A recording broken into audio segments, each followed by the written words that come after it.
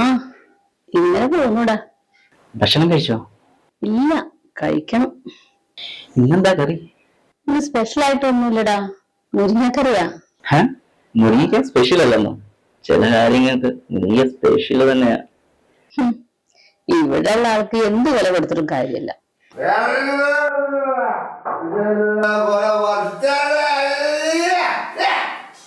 കേട്ടില്ലേ? അങ്ങേരുടെ സൗണ്ടാണത്. അങ്ങേര് എന്നും മൂക്കറ്റം കുടിച്ചിട്ടാ വരിക. അങ്ങേക്ക് എന്തേ മുരിങ്ങാക്കാ കൊടുത്തിട്ട് ഒരു കാര്യമില്ല.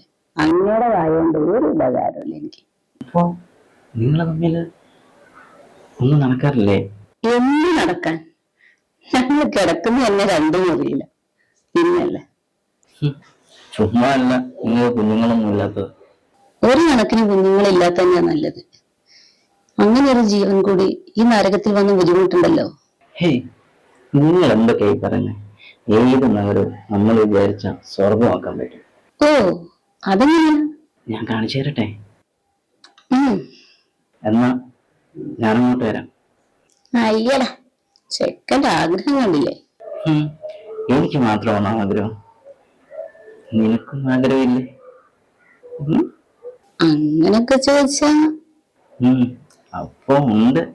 നീ ഒരു കാര്യം ചെയ്യ്, അടുക്കള വാതിലൊന്ന് തുറന്നിട്ട് ഞാനിപ്പ വരാം. അയ്യോ, എന്നിട്ടോ? ഇവിടെ ഏട്ടനില്ലേ? നീ അല്ലേ പറഞ്ഞേ മൂപ്പര് വെള്ളം അടിച്ച് പോസെന്ന്? അയാൾ അറിയത്തൊന്നുമില്ല.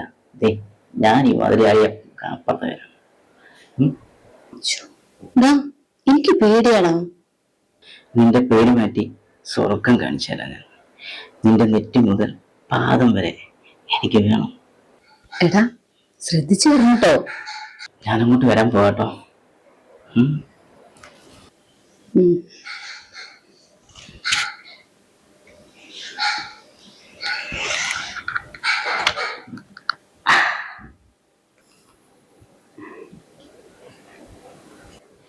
ഇതുപോലൊരു ഉരുപ്പടി ഉണ്ടായിട്ടാണ് അയാള് അങ്ങനെ പോയി കിടക്കുന്നത്.